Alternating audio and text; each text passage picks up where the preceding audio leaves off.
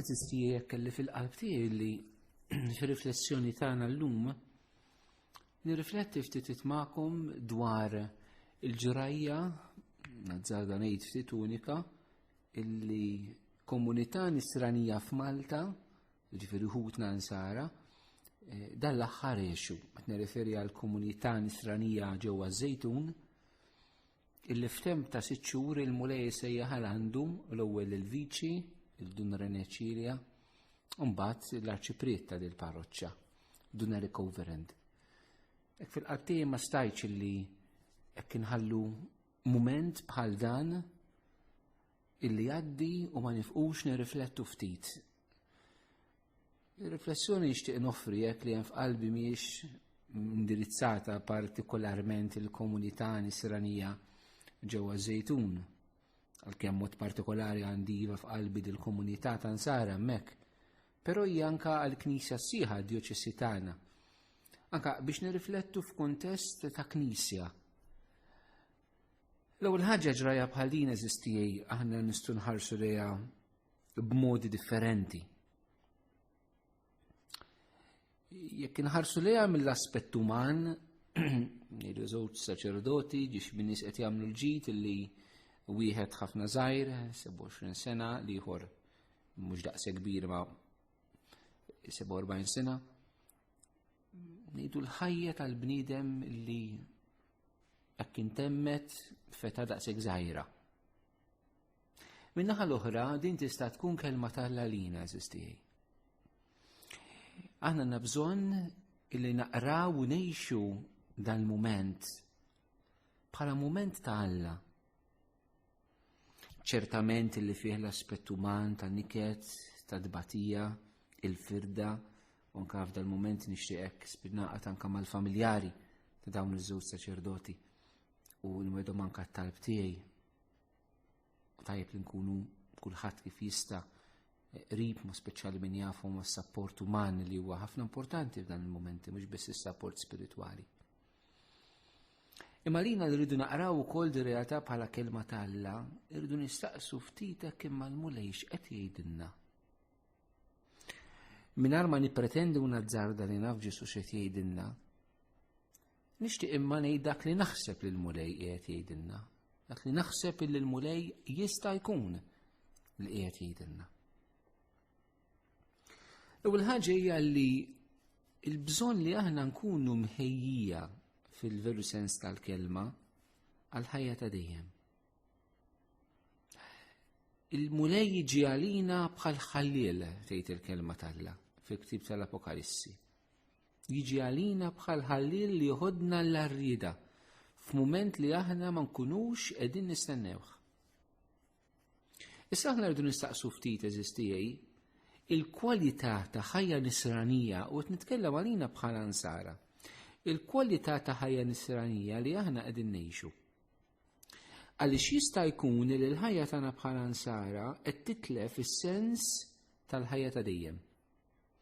Jista' jkun li fil-qalb tagħna is-sens li aħna maħluqin għal xiex, x'inhu l-iskop tagħna? Is-sens li l-iskop tagħna, il-verità illi l-iskop tagħna huwa Alla. Jista' jkun li bħala nsara qiegħed jitnaqqar u qegħdin nittieħdu mid-dinja li ma temminx falla u l-iskop tagħna qegħdin norbtuh mas-suċċessi fuq din l-art ma kien immorru tajjeb, kien immorru ħażin, li nżidu l-ferħ fih innifsu l-pjaċir li rid ikollna lura tbatija ma tidħolx fil-formula tal-ferħ allura narawha dejjem mill-aspett negattiv tagħha. Jista' jkun eżistijej li aħna is-sens verament f'qalbna aħna ngħixu għal Alla. San Pawl hekk jgħidilna. San Pawl jgħidilna intom li xtajtu miegħu ħallu moħħkom ikun fil-ħwejjeġ tas-sema. Jista' jkun li aħna eżistijej il-ħwejjeġ tas-sema m'għadhomx dawk li qed jieħdulna l-attenzjoni, imma l-ħwejjeġ tal-art, it-tħassib żejjed, l-inkwit żejjed tad-diffikultajiet tal-ħajja, l-problemi, l-isfidi li jkollna, jista' jkun dawk li qegħdin jieħdu l-attenzjoni kollha tagħna. Meta niffaċċjaw lil nfusna quddiem realtà bħal din, mwiet fi żmien 6 xhur ta' żewġ saċerdoti żgħar li ħasdu l-kulħadd. L-ewwel ħasda tkun ukoll isma' aħna qalbna fejn qiegħda. Aħna qiegħda verità dak li tallimna meta konna żgħir fil-katekiżmu li mhuwiex ta' tfal iż-żgħar. Min ħalqek? Alla. Għaliex ħalaqni? Biex narfu, nħobbu, naqdih u mur ingawdih fil-ħajja ta' dejjem. F'sempliċità kbira dak l-iskop ta' ħajjitna. Li aħna narfu l-Alla, li aħna nħobbu lill-Alla, li aħna naqdu lill-Alla u li mmorru ngawduh għal ħajja ta' dejjem. Dan hu l-iskop ta' ħajtek. Meta aħna ninqaflu eżistijaj fid-dbatija, f'diffikultajiet u nħossu li isa din l-aħħar kelma fuq ħajjitna, għax inkunu qegħdin nitolfu x-xefaq tal-eternità, l-orizzont tal-eternità. Il-ħajja tagħna bħal meta tħares lejn il-baħar u tara vapur sejjer lejn ix-xefaq lejn l-orizzont tiegħu, sejjer sakemm ma tarax iktar. Il-vapur mhux sparixxa imma li x'daħal f'dimensjoni li int ma tistax tara aktar, imma l-vjaġġ tiegħu għadu għaddej. Jekk tmur in-naħa l-oħra tal-globu, tara l-vapur risaq lejk u mhux jidwiegħed minnek. U mhux jisparixxi fil-baħħ. Għal min m'għandux fidi eżistijaj.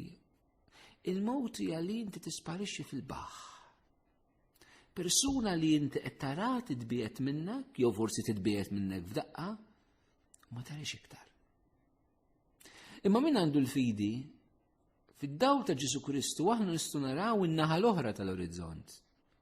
Nistgħu nagħmlu dan il-vjaġġ in-naħa l-oħra u flok naraw persuna titbiegħed minna fil-baħħ, naraw persuna li tieħra f'xi ħaġa li qed tkompli vjaġġ f'realtà li min-naħa l-oħra tal-ħajja int ma tistax tarah minn hawnhekk, imma minn hemmhekk tista' tarah. Jibqa' vjaġġ għaddej f'dil-eternità li Alla nnifsu. Għal min qalbu qiegħda falla jista' jkompli jilmaħ dan il-vjaġġ u jista' jkollu din it-tama fil-qalb tiegħu. Aħna eżistijaj mument bħal dan irnina nirriflettu anke fuq is-sens nisrani tal-mewt jew aħjar kif kienu jgħidu ħutna ansara tal-bidu dawk li raqdu.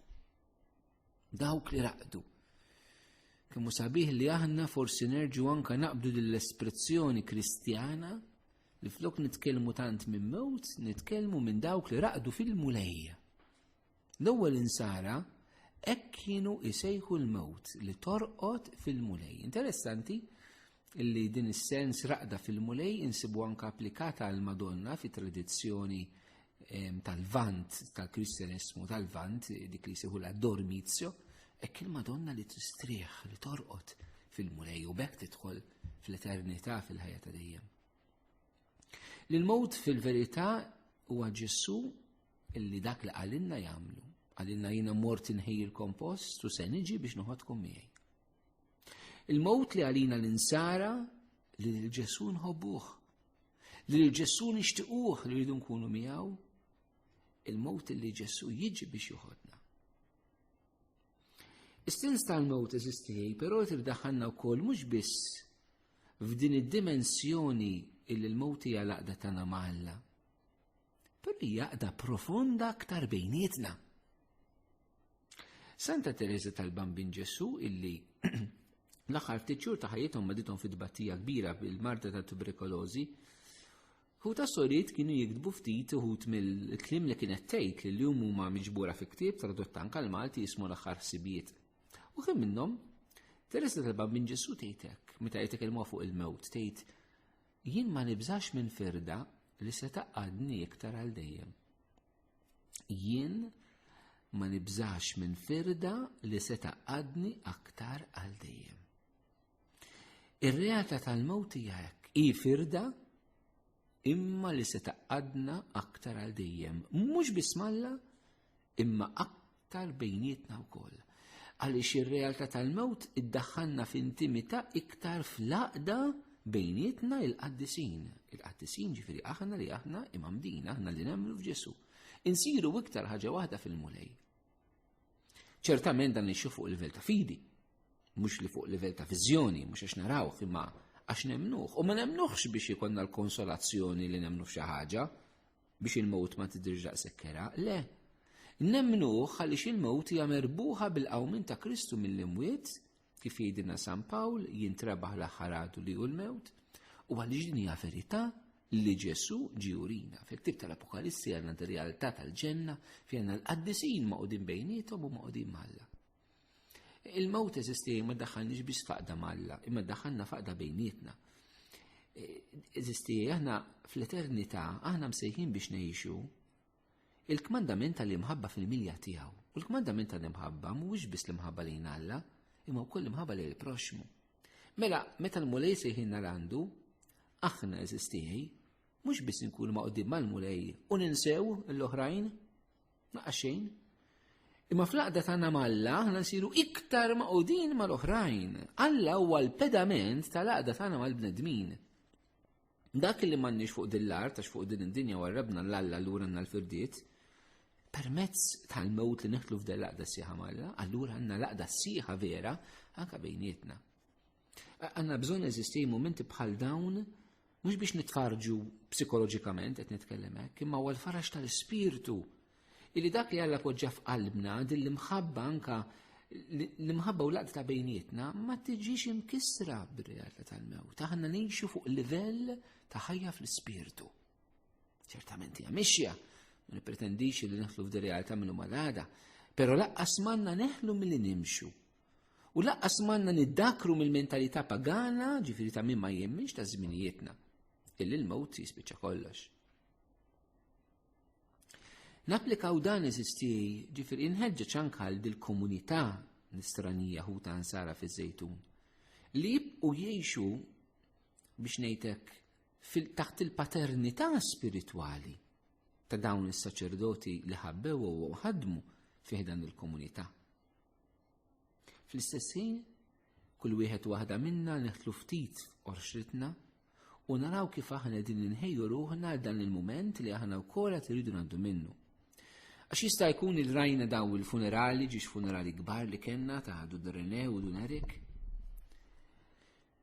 Ngħidu li xi darba jkun hemm il-funeral tagħna ma fih qalbna ma nemnuhx.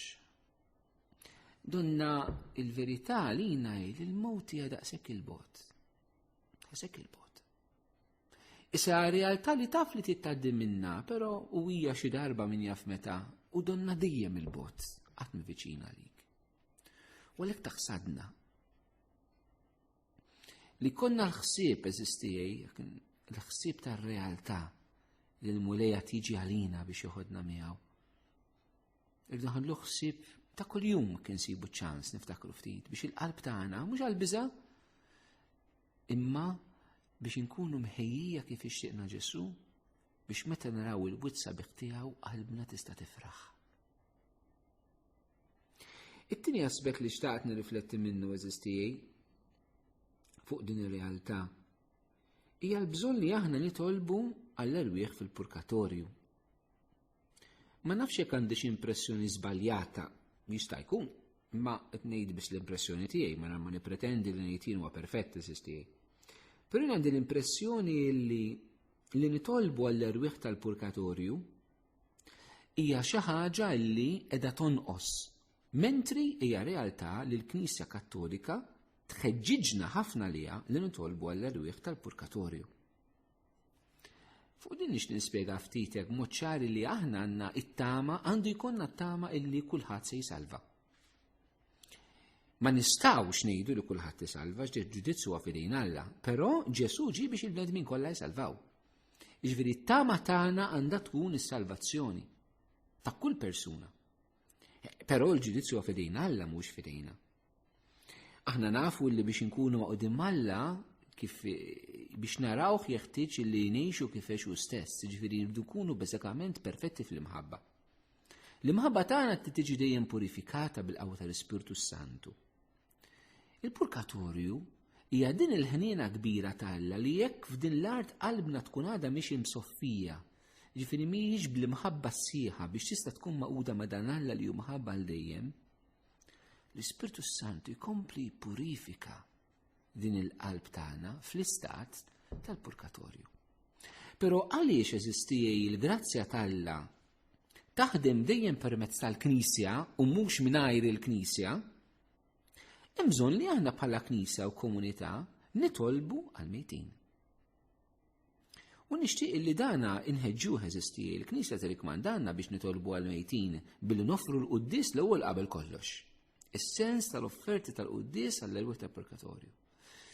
It-talb li aħna nistgħu noffru l-Rusarju via Sagra, l-uffiċċju divin, il-liturġija tas-sigħat fejn l-uffiċċju tal-mejtin, is-sawm tagħna u l-karità tagħna li noffru anke b'intenzjoni għall-erwieħ tal-purgatorju u l-indulġenzi li l-Knisja tagħtina minn żmien għal ieħor f'okkażjonijiet partikolari li noffruhom għall-erwieħ tal-purgatorju.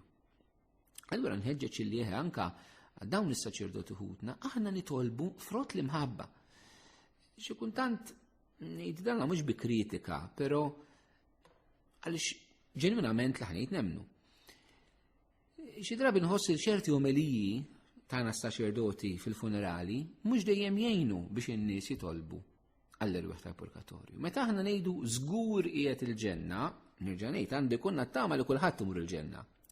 Però ma nistgħux nitkellmu daqshekk mod assertiv għax hekk qiegħed il-ġenna mhux għalfejn nofruq disarruħu. Jiġifieri aħna rridu nħeġġu l din ir-realtà, l-ġudizzju fidejn Alla u konvinti mill-ħnina kbira tiegħu, però l-ġudizzju fidejh, mhux fidejna. Rridu nitolbu għal ħutna u nħeġġu it-talb anke bħala saċerdoti, però anke bejnietna. Mhux b'sens ta' devozzjoni, isnanna xi devozzjoni jew tal-purgatorju nifqu hemm, imma b'sens ta' karità nisranija, b'sens ta' mħabba. Allura inħeġġeġ eżisti biex nitolbu għall-erwieħ tas-saċerdoti. Qed nagħmel enfasi anke nitolbu għall-erwieħ tas-saċerdoti għaliex xi kultant eżisti li aħna nistgħu naħsbu li jisma' għax dak saċerdot isu m'għandu bżonn min jitlob għalih la fajtu laqas mowtu. Żbaljata ħafna. Jiena naħseb aħna saċerdoti għandna bżonn nitlob ħafna għalina f'ħajjitna u anke f'mewtna. Għaliex Ġesu qal illi il-min jingħatalu ħafna jistenna minnu u lilna nagħtana ħafna bħala saċerdoti eżisti. Il-mulej jistenna ħafna minna bħala saċerdoti. Allura il-bżonn li nitolbu xi kultantek saqsilek innifsek, meta tisma' saċerdot jgħid il-qudies għallhom ħanofru għal X and Y Z. Meta kien l-aħħar li smajt li ħanofru għal Fader hekk. L-esperjenza tiegħi turini li ftit nies jitolbuna biex noffru l-qudies għal xi saċerdot. Ejjew nippruvaw intom li tisseguni morru fil-parroċċi tagħkom. Ejdu l-Fader nixtieq nofru qudiesa għall-erwieħ tal-purgatorju tas-saċerdoti, tar-reliġjużi. Ejju nagħmluha fil-parroċċi kollha, ma nħallux għax-xahar ta' Novembru di realtà. Ibnija l-mod kif il-komunità nisranija tibqa' tgħin il dawn ħutna l-mulej se jaħalandu. It-tret aspett li xtaqtek inħallu dan il-mument li qegħdin ngħixu nirriflettu ftit fuqu huwa l-bżonn li aħna napprezzaw f'ħajjithom il-ħidma tas-saċerdoti fil-komunitajiet tagħna, kemm saċerdoti dioċesani, kemm reliġjużi. X'kuntant kif saċerdot imut tibda tisma' l-affarijiet kollha sbieħ dwaru. Ma xi kuntant tgħid imma għaliex f'ħajtu kienu kontrih ċerti nies allura. Għaliex dan is-sabiħ aħna xi kuntant ma napprezzawx meta l-persuna daħajja, imma napprezzaw wara l-persuna tkun mietet. Għaliex meta l-persuna daħajja saċerdot ħaj inkedduh bil-firdiet, inkedduh b'naqas taqbil fil-kunsil parrokjali, fil-parroċċi. Ma nagħtux każ kemm nabbu s-saċerdoti tagħna, l-kappellani tagħna f'biżijiet fuq moħħhom żejda xi drabi. U mbagħad meta jmutu u ninaqdu nkunu flimkien, hekk sewwa għandu jkun. Imma għaliex dan ma nagħmluhx fil-ħajja tagħhom? Għaliex mhux dejjem ngħinu verament lis-saċerdoti biex ikun jistgħu jkomplu jgħinuna fil-missjoni vera tagħhom u napprezzaw lis-saċerdot bl-ewwel qabel kollox jetem biex iressaqna lejn Alla u lejn xulxin għax is-saċerdot huwa dak li jaqgħad il-bniedem Alla u dak li jaqgħad il-komunità nisranija anke bejnietha. Imma għaliex mhux dejjem aħna ngħinu s-saċerdot, għaliex xi drabi aħna nfixklu naqalgħu l-inkwiet nagħtu kedet lis-saċerdoti tagħna. Għaliex imbagħad wara l-mewt napprezzawhom. Għalhekk jew nagħmlu daqsxejn dal-eżami ta' kuxjenza eżisti f'dal-mument, qegħdin napprezzaw is-saċerdoti tagħna fil-komunitajiet tagħna. Issa ċertament eżisti, aħna s-saċerdoti jista' jkun għandna 100,000 difett.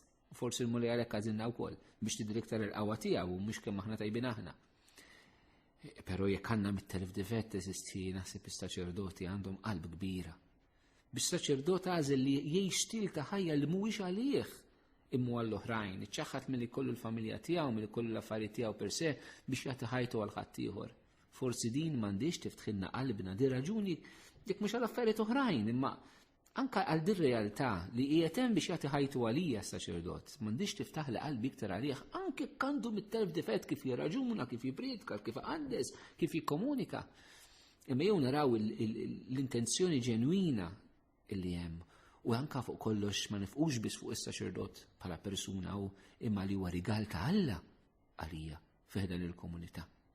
U allura niġi għal il-realtà oħra ma' saċerdozju, il-bżonn li aħna nitolbu għal vokazzjonijiet.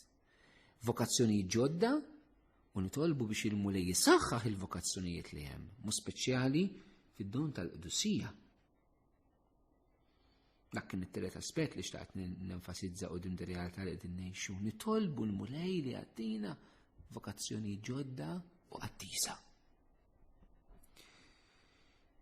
L-aħħar aspett eżisti li xtaqt nirrifletti huwa ma nafx tiġikomx mistoqsija li ġiet lili. Imma Ġesu qed titlu mulej. Hija l-isqof ġandu diffikultà biżżejjed biex jibgħat viċijiet u kappillani f'ċerti parroċċi għaliex mhux dejjem issib kif mhux fatta kwistjoni oħra, imma taf ir-realtà kif inhi u tiġi toħdilna żewġ saċerdoti żgħar. Ma jfissirx li jmissu ħaxi saċerdoti kbar ta' għax is-saċerdoti anzjani jeżisti jista' jkun qed iżommu l-Knisja ħafna aktar minn nażar bit-talbu dbatija tagħhom u minn hawn nixtieq insellem is-saċerdoti kollha morda u anzjani fid-djar tagħhom personali fil-kunventi, f'djar tal-anzjani u fid-dar tal-kleru u nħeġġeġ anke l-komunità nisranija biex immorru narawhom nkunu qrib tagħhom, napprezzawhom mhux ikun tant saċerdot li jkun għamel tant ġid miegħek fil-parroċċja u mbagħad Alla m'għamlu nsieħ. Jkunu f'dar tal-anzjani u ħadd ma jmur jarhom minsija. Xi kuntant hekk hemm dan in-naqqas kbir ta' apprezzament lejn is-saċerdoti anzjani jeżisti. Imma qed ngħid mill-aspett ta' working force jekk nitkellmu ta' xi b'mod maniġerjali. Għajt li ma' mulej, inti taf x'qed tagħmel Ġesu. Aħna għandna bżonn is-saċerdoti u inti toħdilna dawn li qegħdin jaħdmu żgħar. Forsi reazzjoni umana, mistoqsija umana li trid fil-qalb tiegħi. Però meta qed nirrifletti ftit, jista' jkun mulej jrid jgħidilna li l-Knisja hija tiegħu eżisti u mhix tagħna. U dak li forsi aħna naħsbu m'għandix isir minn naħa tal-Alla li jagħmlu. Biex iġibna f'sensina li l-Knisja mhijiex tagħna. Il-Knisja mhijiex tal-kappillan, il-Knisja mhijiex tal-isqof, il-Knisja mhijiex tal-Papa. Il-Knisja hi ta' Ġesu. U mumenti bħal daw li jxukjawna, iridu wkoll anke jumiljawna. Jumiljawna fis-sens li nħossuna wisq kejknin quddiem il-misteru ta' kif Alla jaħdem. U nirrealizzaw li aħna biss għaddejja battala ma nisol xejn nagħmlu biss dak li għandna nagħmlu. Sew jekk int l-isqof, sew jekk int qassis, viċi, kappillan, funvent, il-Papa int min int. Int biss għaddej ta' Ġesu ta' Knisja, imma l-Knisja mhijiex tagħna. Il-Knisja hija tiegħu. U allura l-mulej fil-Knisja sistijaj, meta l-inna jaħsadna u forsi sejjaħ saċerdoti li qed narawhom jaħdmu ma jżis għalina u ħalli jagħmlu l-ġid. Ninħasdu. Però rridu niċċekknu. Ngħidu mulej il-Knisja tiegħek. Iftħilna qalbna tnebbieħ tal-Ispirtu tiegħek li huwa hu r-ruħ tal-Knisja sabiex anke nimxu kif tridna int. Allura inħeġġeġ li anke dan ikun mument ta' talb fil-komunitajiet tagħna. Ma talb joħroġ minn dil-umiltà, mill-għarfien li l-Knisja tagħlla. Nitolbu anke għall-mexxejja l-isfijiet tagħna eżistili biex il-mulej jagħtihom id-dawl u d-dispożizzjoni tal-qalb biex biftuħ ġenwin għall-Ispirtu Santu jkomplu jkunu ta' gwida għalina u napprezzaw anke l-ħidma tal-isfijiet tagħna eżistili li Alla biss jaf x'hemm fil-qalb tagħhom kemm iġorru dbatija, kemm iġorru sofferenza, kemm iġorru problemi li forsi laqas jistgħu jitkellmu dwarhom. Ejjew naraw li ngħinu lir-rajja tal-Knisja tagħna biex jgħinuna. Ma nżidux biżijiet żejda anke quddiem dawn il-mumenti.